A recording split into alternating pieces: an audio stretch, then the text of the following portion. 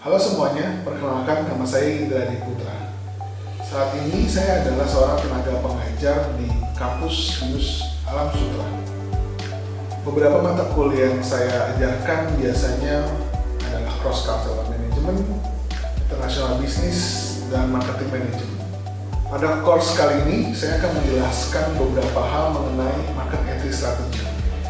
Awalnya kita akan memulai dengan value chain, kemudian dilanjutkan dengan globalisasi, dan yang terakhir kita berbicara mengenai market entry itu sendiri.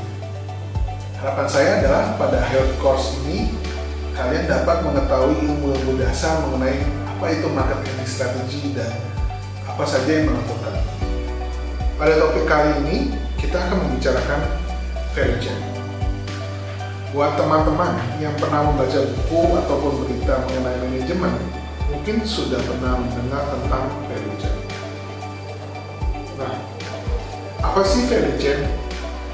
Value chain sendiri adalah sebuah teori yang diciptakan oleh Michael Porter pada tahun 1985 untuk menganalisa perusahaan.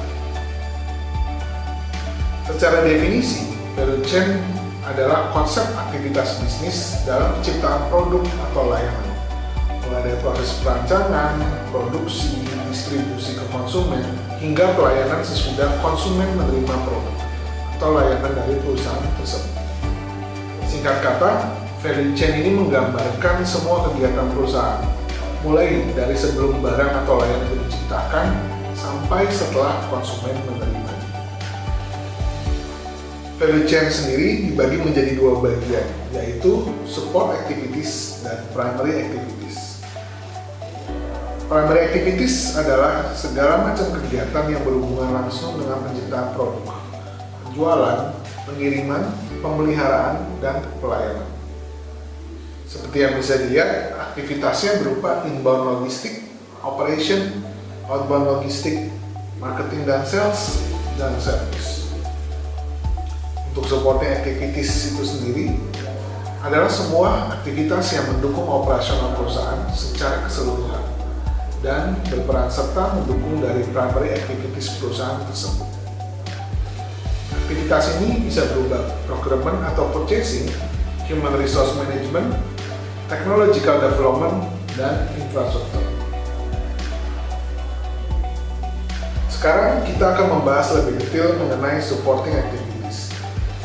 Salah satu kegiatan pendukung perusahaan adalah procurement atau purchasing. Kegiatan ini merupakan kegiatan dalam perusahaan yang bertujuan untuk pengadaan atau pembelian barang maupun jasa.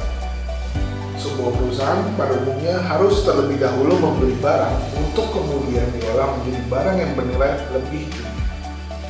Di sini, tugas procurement adalah biasanya membeli barang kualitas terbaik dengan harga serendah mungkin. Kegiatan supporting activities berikutnya adalah human resource management, di mana semua kegiatan yang menghubungkan dengan perekrutan, pelatihan, motivasi, memberikan penghargaan, dan mempertahankan para pekerja yang terlibat dalam perusahaan tersebut. Kegiatan selanjutnya adalah technology development. Kegiatan ini merupakan kegiatan yang berhubungan dengan semua pengelolaan dan pengolahan informasi serta melindungi seluruh data pengetahuan perusahaan. Pada zaman sekarang ini, peran tim teknologi dalam perusahaan semakin besar. Salah satunya disebabkan oleh tren industri 4.0, di mana hampir semua perusahaan baik besar maupun UMKM melakukan digitalisasi bisnis. Contoh sederhananya berupa penggunaan QRIS untuk pembayaran di UMKM. Kegiatan supporting activities yang terakhir adalah infrastructure. Infrastructure merupakan semua kegiatan yang berhubungan dengan perencanaan, manajemen, akuntansi, hukum, dan finance. Meskipun masuk dalam kegiatan mendukung, kegiatan ini merupakan salah satu kegiatan yang paling berpengaruh untuk menentukan keputusan perusahaan. Akan tetapi, penerapan strategi yang salah juga dapat berakibat kerugian besar untuk perusahaan. Berikutnya yang akan kita bahas adalah mengenai primary activities. Primary activities sendiri terdiri dari 5 bagian, yaitu inbound logistik, operation, outbound logistik, marketing and sales, dan service. Inbound logistik merupakan semua proses yang terkait dengan menerima barang, menyimpan, dan mendistribusikannya secara internal perusahaan. Yang kedua adalah operation. Operation merupakan kegiatan transformasi mengubah input menjadi output yang akan dijual kepada pelanggan. Sebagai contoh sederhana, kegiatan mengubah kain menjadi pakaian merupakan bagian dari operation. Berikutnya adalah mengenai outbound logistik. Kegiatan ini merupakan kegiatan yang menyampaikan atau memberikan barang atau jasa kepada pelanggan. Biasanya sering disebut sebagai distribusi. Lalu dalam primary activities ada kegiatan marketing and sales. Kegiatan pemasaran dan penjualan merupakan salah satu kegiatan yang penting dalam primary activities. Karena kegiatan inilah yang membujuk calon konsumen untuk menggunakan layanan atau produk dari perusahaan kita.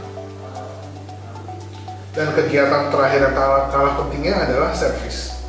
Kegiatan ini merupakan kegiatan yang memberikan layanan punai jual atau layanan sesudah penjualan dan semua kegiatan yang berkaitan dengan mempertahankan nilai dari produk setelah pembelian oleh konsumen tersebut. Setelah kita mempelajari value chain perusahaan, di topik berikutnya kita akan berbicara mengenai globalisasi.